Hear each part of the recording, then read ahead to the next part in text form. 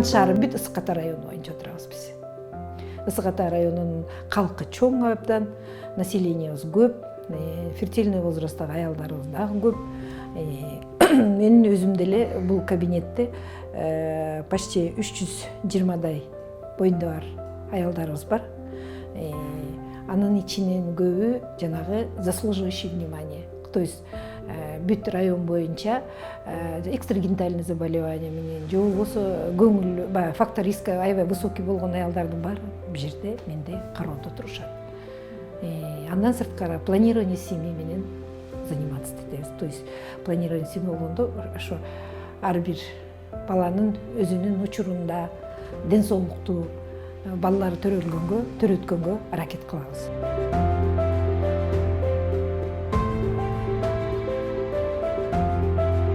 Келин экинчи боюндагы бар экен. Биринчисинин төрөгөнүнө аз эле убакыт болуптур. Уда төрөгөн аялдын ден соолугуна бир топ эле зыян келип калат. Себеби биринчиден бул балага да чоңойбой калды. Грудное вскармливание, то есть эмчектин сүтүн эмбей калды бала. Толук кандуу эмбей калды. Экинчиден бул келин өзү восстановление болгон жок да. Себеби ортосунда убакыт аз болуп калды. 4 эле 5 ай эле болуп калды. Ортосунда убакыт болбогондон, значит, баягы даже гемоглобинин деле текшерткенге колу бошобосо керек. Эмчек эмиз жүрүп каяктан. Анан эми мунусу боюнда болуп калды. Ден соолугуна бир топ эле аз болуп калды.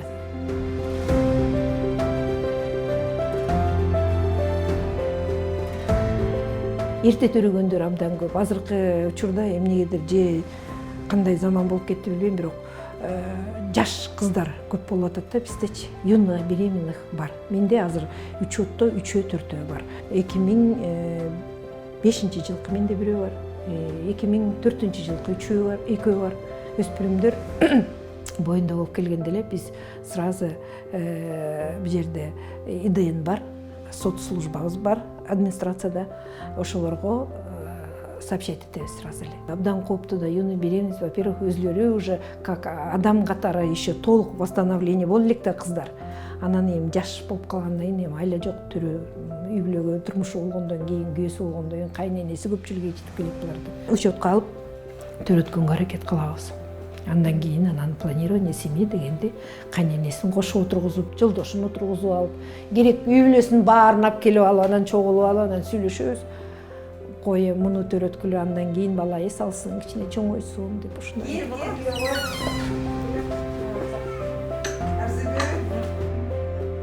Ошондон бери биринчи кызымды ушу төрөгөндөн баштап Кудай мени айдап келгенби ушу кишиге. Аябай жакшы врач.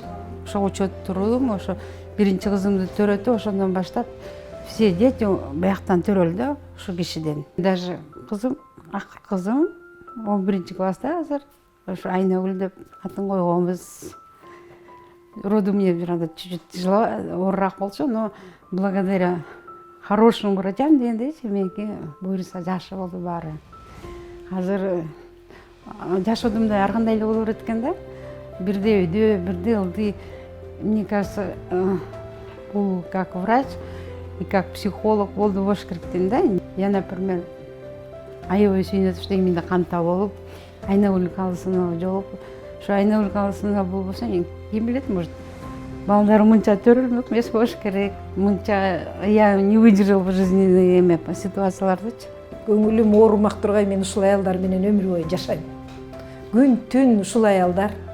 Даже жанагы биринчи келип атпайбы, жанагы кимчи, Арзыгүл деген келин.